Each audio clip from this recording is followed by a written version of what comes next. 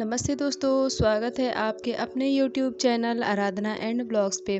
दोस्तों आप लोग कैसे हैं? तो उम्मीद है कि आप लोग ठीक होंगे, अच्छे होंगे।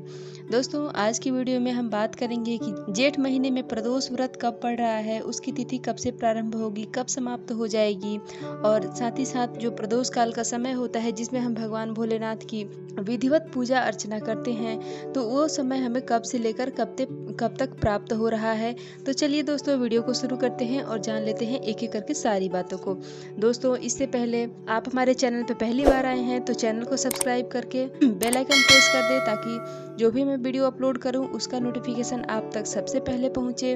और अगर वीडियो पसंद आए तो लाइक करें। दोस्तों जेठ महीने का प्रदोष व्रत, दोस्तों हम सभी को पता है कि प्रदोष व्रत जो है वो भगवान भोलेनाथ और माता पार्वती के पूजन का दिन होता है। तो ऐसे मान्यता है कि इस दिन भगवान भोलेनाथ साक्षात रूप से शिवलिंग में निवास करते हैं, तो इसलिए हमें प्रदोष काल के समय यानी कि जो संध्या काल का समय होता है उस समय पे हमें भगवान भोलेनाथ की पूजा अर्चना विधिवत करना चाहिए, उनके पाठ को करना चाहिए, उनके मंत्रों का जाप ज़्यादा से ज़्यादा करना चाहिए। तो चलिए दोस्तों अब हम देख लेते हैं कि जेठ माह का प्रदोष व्रत का जो तिथि है वो कब से प्रारंभ हो रहा है। तो दोस्तों तिथि जो है वो प्रारंभ होगा 4 जून को रात में 12:18 यानी कि आधी रात को शुरू होगा, और तिथि जो है वो समाप्त हो जाएगा 4 जून को ही रात में 10:01 पे समाप्त हो जाएगा। तो दोस्तों ऐसे में हम सभी को पता है कि हम सारे व्रत में जो है उदय काल के अनुसार जो है यानी कि सूर्य उदय के अनुसार जो है हम व्रत को मानते हैं। व्रत की तिथि जो है वो मान्य होती है, लेकिन प्रदोष काल के व्रत में प्रदोष काल की मान्यता होती है, प्रधानता होती है। इसलिए दोस्तों हमारा जो प्रदोष काल का समय है वो मिल रहा है 4 जून को शाम के समय। तो इसलिए जेठ महीने का प्रदोष व्रत जो है वो 4 जून को रखा जाएगा। 4 जून 2024 दिन होगा, उस दिन मंगलवार।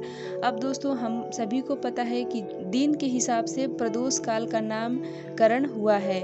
जैसे कि सोमवार के दिन अगर कोई प्रदोष व्रत पड़ता है तो उसे हम सोम प्रदोष कहते हैं, और मंगलवार के दिन अगर प्रदोष का व्रत पड़ जाता है तो हम मंगल प्रदोष या भौम प्रदोष कहते हैं। तो इसी तरह से सारे प्रदोष के अलग अलग नाम है, जिस दिन पड़ता है उस दिन नाम से प्रदोष व्रत जो है वो जाना जाता है। तो जो 4 जून 2024 को प्रदोष व्रत पड़ रहा है वो प्रदोष व्रत जो है भौम प्रदोष के नाम से जाना जाएगा।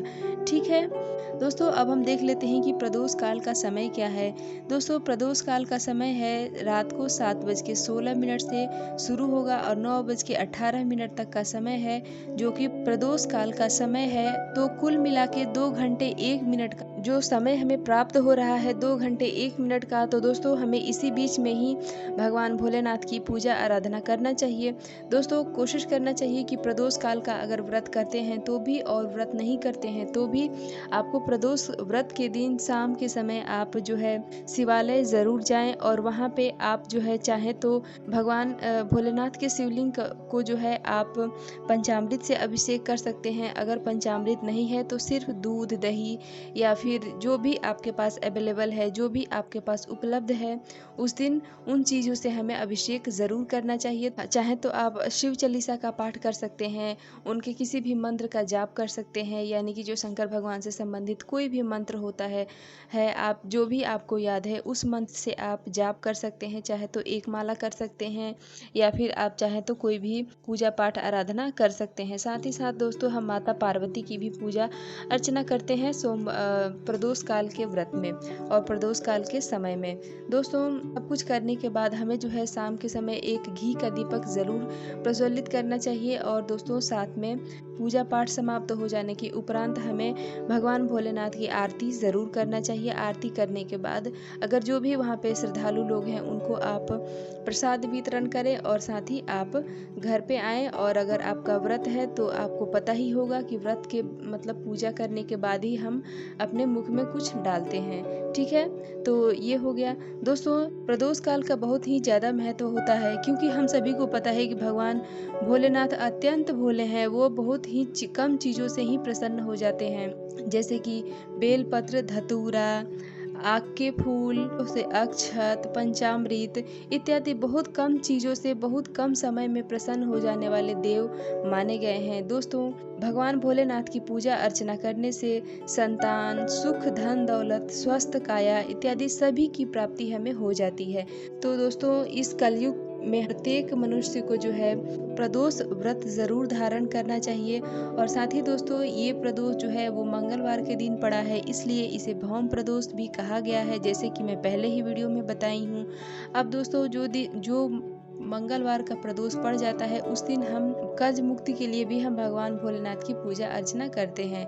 दोस्तों, आप चाहें तो मंगलवार के दिन अगर आपके ऊपर बहुत सारे कर्ज हो गए हैं तो आप मंगलवार के दिन यानी भौम प्रदोष के दिन भगवान भोलेनाथ की पूजा के साथ साथ आप जो है हनुमान जी की भी पूजा करें तो अत्यंत लाभकारी सिद्ध होता है। तो दोस्तों, उम्मीद करती हूँ कि ये जानकारी आपको अच्छी लगी होगी। वीडियो पसंद आए तो लाइक करें। मिलती हूँ इसी तरह की एक और वीडियो के साथ, तब तक के लिए बाय।